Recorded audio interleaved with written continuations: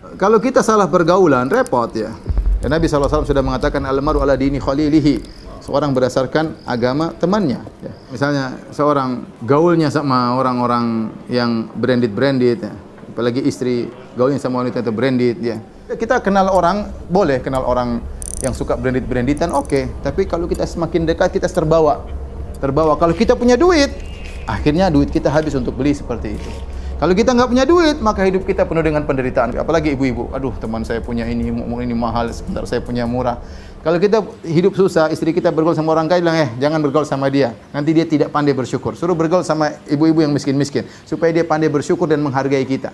Adapun kalau kita biarkan istri kita bergaul sama orang kaya, wanita yang branded itu, ya, lama-lama kita disuruh jadi bandit agar bisa membelikan barang-barang branded ya.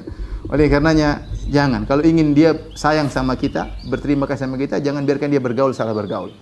Ya, nanti akhirnya apa? Dia tidak hargai kita, nuntut. Ya. Maka medsos ini musibah, ya.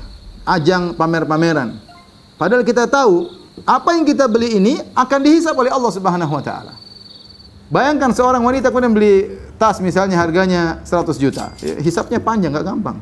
Apalagi beli tas yang harga 1,5 miliar, gimana cara hisabnya?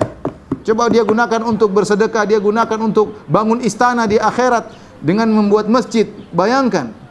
Dan apa dia mau apa dengan hal tersebut? Mau mendapat pengakuan manusia? Ya akhi subhanallah. Maka saya katakan agar kita terhindar daripada itu, maka jangan salah bergaul. Pergilah ke kuburan sana ya. Coba lihat kalau berdiri di liang lahat yang sedang digali. Nanti kita bakalan tinggal di situ. Bayangkan kalau tidur di situ gelap, sempit. Bayangkan kalau disempit oleh Allah Subhanahu wa taala bagaimana? Tapi kalau kita punya amal soleh akan diluaskan oleh Allah sejauh mata memandang. Ya, ente masuk situ, istri ente enggak ikut, yang ente belikan tas buat dia tidak akan ikut masuk dalam situ. Tas ente yang bawa dalam kuburan enggak ada faedah, cuma kain kafan masukkan dalam situ. Saya tidak melarang seorang memiliki barang-barang yang bagus. Oke, barang bagus manfaat silakan. Ustaz saya pengen beli Alphard karena silakan, enggak ada masalah. Selama ente bisa pertanggungjawaban di hadapan Allah, saya memang butuh, enggak ada masalah. Tapi jangan pelit, sudah beli mobil mewah ya sedekah juga jalan. Jadi pergaulan ini sangat membentuk perilaku seorang. Bergaul dengan orang suka pamer, hanya juga di tukang pamer. Ya, wallahu a'lam bishawab.